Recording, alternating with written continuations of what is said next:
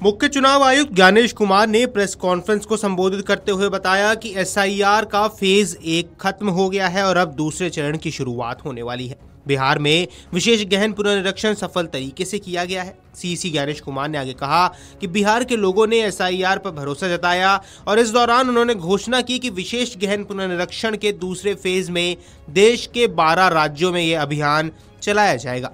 इस दौरान मुख्य चुनाव आयुक्त ने कहा कि देश में 21 साल पहले आखिरी विशेष गहन पुनरीक्षण किया गया था। उन्होंने साफ किया कि एसआईआर में सभी योग्य मतदाताओं को जोड़ा जाएगा और अयोग्य मतदाताओं को वोटर लिस्ट से बाहर किया जाएगा। सीसी ने आगे कहा कि चुनावों से पहले एसआईआर किया जाना सबसे ज्यादा जरूरी है। उन्होंने बताया कि हर घर पर बीएलओ 3 बार जाएंगे और मतदाताओं की जानकारी जुटाएंगे। मुख्य चुनाव आयुक्त ने कहा कि जिन राज्यों में एसआईआर की प्रक्रिया होनी है वहां आज रात 12 बजे से मतदाता सूची फ्रीज हो जाएगी। आइए आपको ज्ञानेश कुमार का ये बयान सुनवा दें। एसआईआर के समय ईआरओज और एईआरओज मिलकर सबसे पहला जो काम करेंगे वो इन्यूमरेशन फॉर्म्स को प्रिंट करेंगे। जिन राज्यों में एसआईआर हो रहा है या अभी होने वाला है उनकी मतदाता सूची आज रात को 12 बजे फ्रीज कर दी जाएगी और उन हर मतदाता को जिसका नाम उस सूची में है उसको एक यूनिक इन्यूमरेशन फॉर्म प्रिंट करके बीएलओ उसके घर देने जाएंगे। इन्यूमरेशन फॉर्म में वो आवश्यक डिटेल्स होंगे जो कि आज की मतदाता सूची में हैं। जब बीएलओ फॉर्म्स डिस्ट्रीब्यूट करना शुरू करेंगे एग्जिस्टिंग इलेक्टर्स को, उसके बाद इन्यूमरेशन फॉर्म में जिसका भी नाम है वो उसको लिंक करने का प्रयास करेंगे कि क्या उन्हीं का नाम 2003 की सूची में था। अगर था तो उनको कोई भी कागज और नहीं देने होंगे।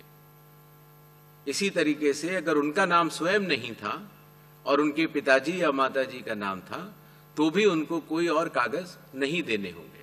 तो ये लिंकिंग और मैचिंग, बिहार जब हमने एसआईआर किया था तो सिर्फ बिहार की अवेलेबल थी और आज पूरे देश की 2002 से 4 में हुए एसआईआर की मतदाता सूची जो लिंक दिया गया है voters.eci.gov.in पर कोई भी देख सकता है और इस मैचिंग को स्वयं भी कर सकता है। आपको बता दें, विशेष गहन पुनरीक्षण का उद्देश्य मतदाता सूची में सुधार करना और इसमें नए मतदाताओं का समावेश करना है। इसमें नामों की जांच, पुराने मतदाताओं की पुष्टि और आवश्यक संशोधन शामिल होंगे।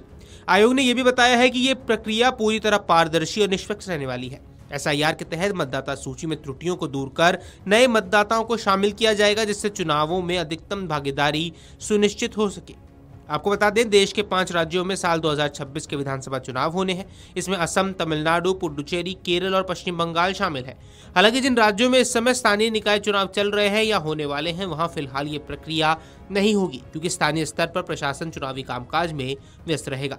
हालांकि अभी तक पूरी जानकारी सार्वजनिक नहीं की गई है, लेकिन अधिकारियों की माने तो पहले चरण में 10 से 15 राज्य शामिल होंगे। ऐसे में ये राज्य होंगे जहां 2026 में विधानसभा चुनाव होने वाले हैं। इन राज्यों में तमिलनाडु, पश्चिम बंगाल, केरल, असम और पुडुचेरी शामिल है।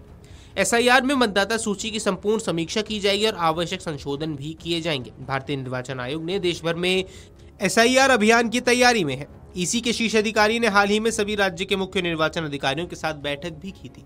Video desk Amarujala dot com. अगर आप ये वीडियो YouTube पर देख रहे हैं तो हमारे चैनल को सब्सक्राइब कर बेल आइकन दबाएं और Facebook पर देख रहे हैं तो हमारे पेज को लाइक करें।